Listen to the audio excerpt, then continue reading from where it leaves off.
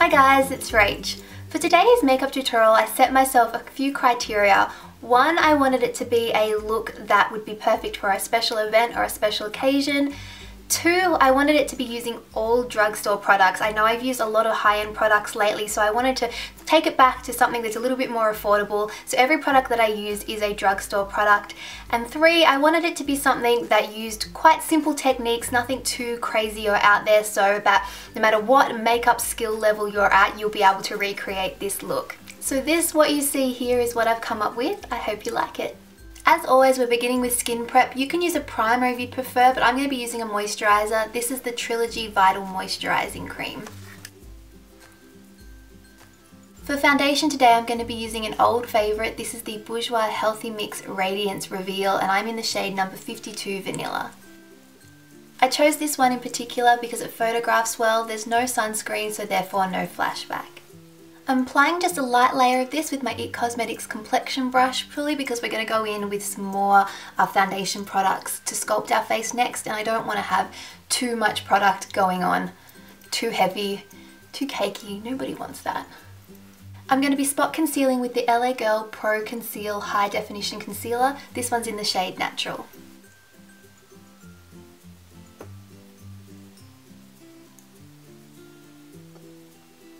I know that spot concealing can be a little bit time consuming, but for a special event or occasion, it's definitely worthwhile.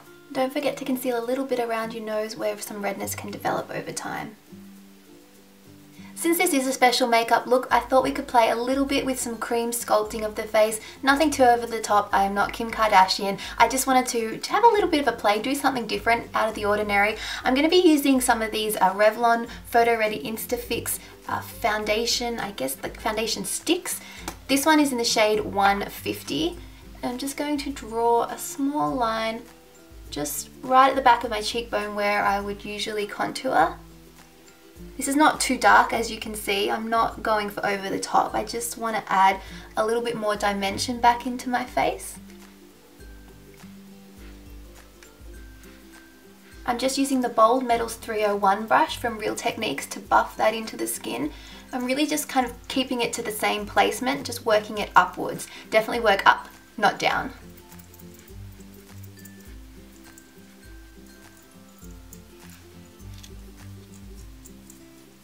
See what I mean? It's nothing too scary or intense, it's just adding a little bit of extra shape to the face. I'm going to leave the skin for a little bit and move on to brows. I'm going to be using the Maybelline Definer Brow in dark brown.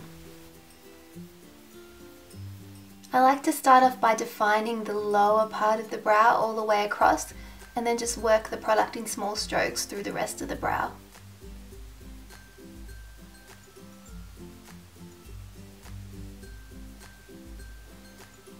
And to set that, I'm using the L'Oreal Brow Artist Plumper. I haven't used this one very much, but so far, quite enjoying it.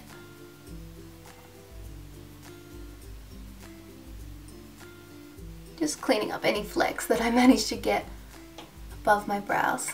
I don't always remember to use a eye primer, but in the instance of a special occasion, you're probably going to want a little bit of extra longevity. I'm going to be using the Essence I Love Stage eyeshadow base.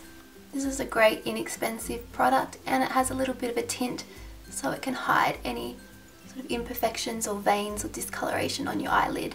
I'm working that all the way up to the brow and also running it a little bit under my lower lash line as well. Starting off with a fluffy brush, I'm going to be using the Maybelline Master Sculpt Medium to Dark Contouring Palette. I'm going to take the contour shade and I'm just going to buff this lightly through the crease. This is going to be our transition shade, so you really just want to start off quite softly, blend it in really messily until it's sort of blended out to basically nothing. When you're working on a budget, I find that drugstore bronzers and contour powders make great eyeshadows. Highlighters do as well. Next, I'm going to be taking one of the Milani Bella Eyes Gel Powder eyeshadows. This one's in the shade Bella Bronze. And I'm going to be running that through the crease as well. I'm taking it on a slightly more defined brush. This is the Luxe Definer, Soft Luxe Definer from Zoeva, number 227. You want to start off right in that outer corner and then slowly work your way across the crease.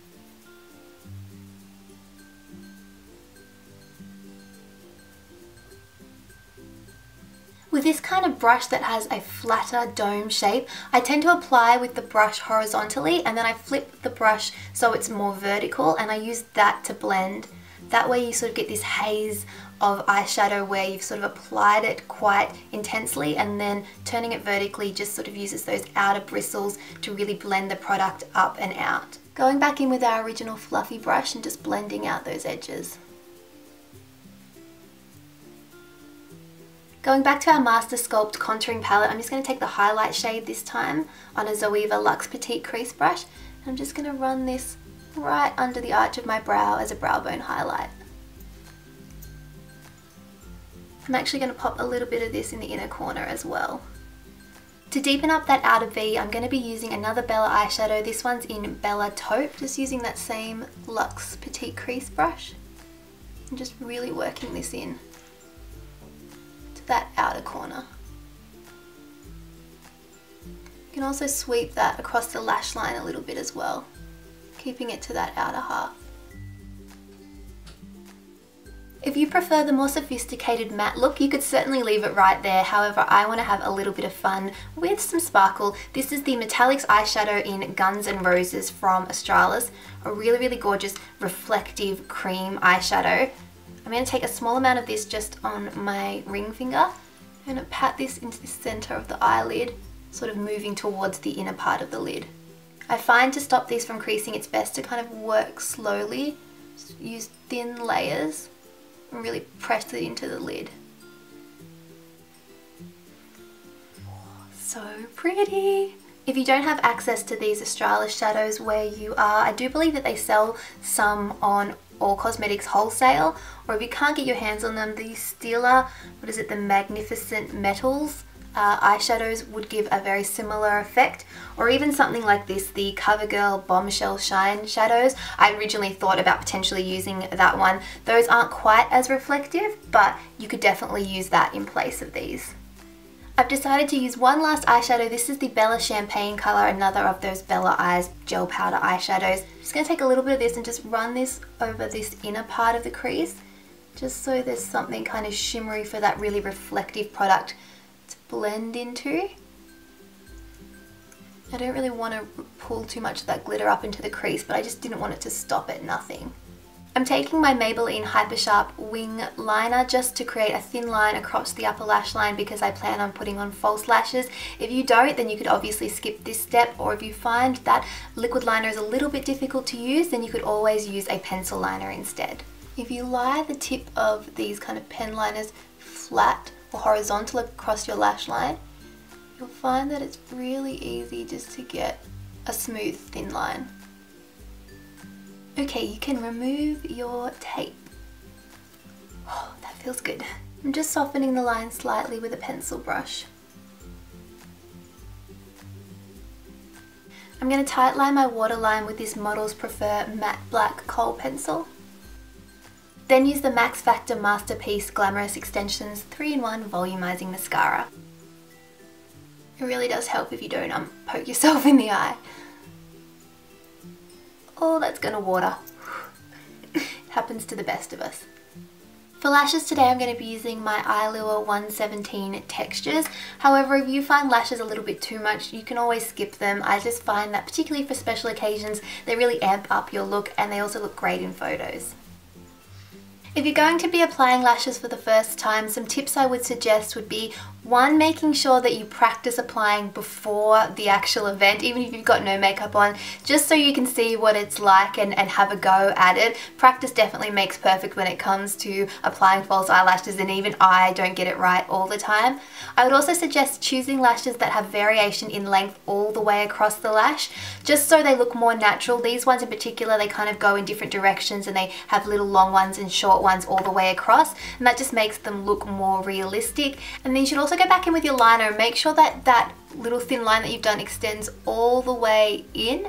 That way, if your lash band stops early, like mine stops a little bit further back, it doesn't look like it and you can't tell where sort of your liner and your natural lashes and your false lashes all sort of start and end. It's all about the illusion that it's real. Going back to the face, I'm going to be taking my Instant Age Rewind Concealer from Maybelline. This is in the shade Light. I'm just going to pop a little bit of this underneath my eyes to conceal, but I'm also going to be using it just to highlight the center portion of my face. I'm just blending this in with a Real Technique setting brush, making sure to really get it right into that inner corner of the eye where you can have some darkness, and also bringing the shade right up to the tops of the cheekbones to really lift them.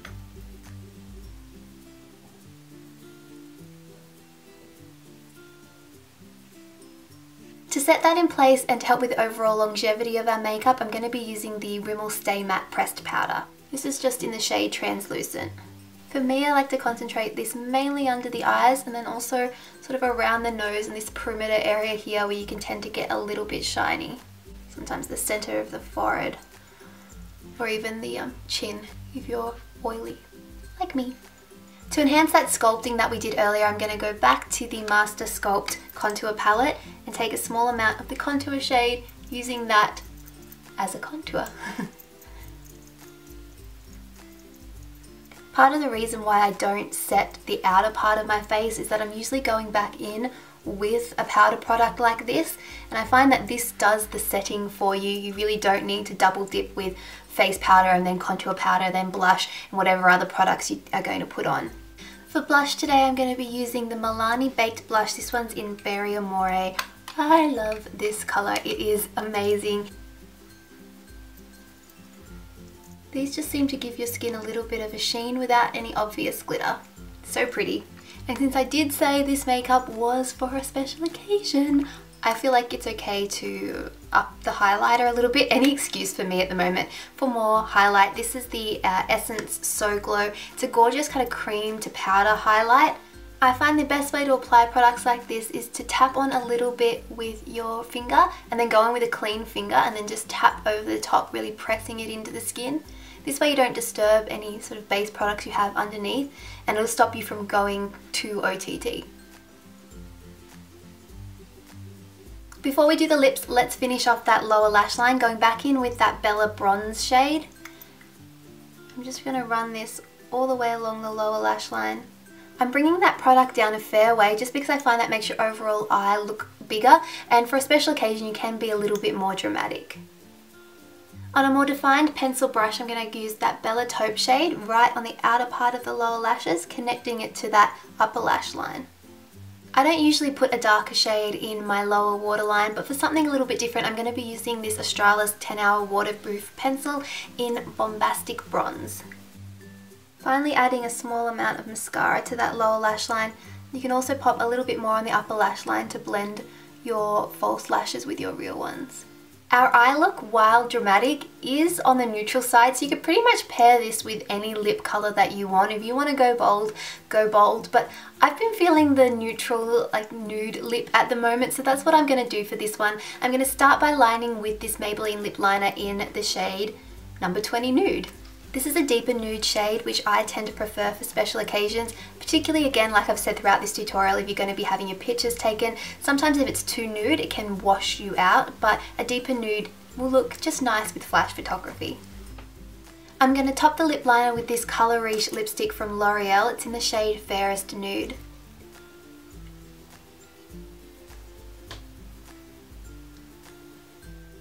And that, my friends, is the finished look. I hope you enjoyed seeing it come together, and maybe give it a try yourself for your next special event or night out, party, whatever it may be. The colours are very classic, and I also think they're very dupeable as well, so hopefully you'll be able to find similar products that you may already have in your own collection. It's a classic look that suits all skin tones and eye colours, so hopefully it's been helpful for you. I will have a list of all the products used in the description box below, as well as all my social media links, so you can come follow me there. If you're new, please subscribe so you don't miss any of my future videos, and please give it a thumbs up if you did enjoy it. It does help me out and I really appreciate it. I love knowing what videos you guys like and what you would like to see more of. Other than that, I'm gonna go. I hope you guys are all doing really, really well, and I will see you all next time. Bye!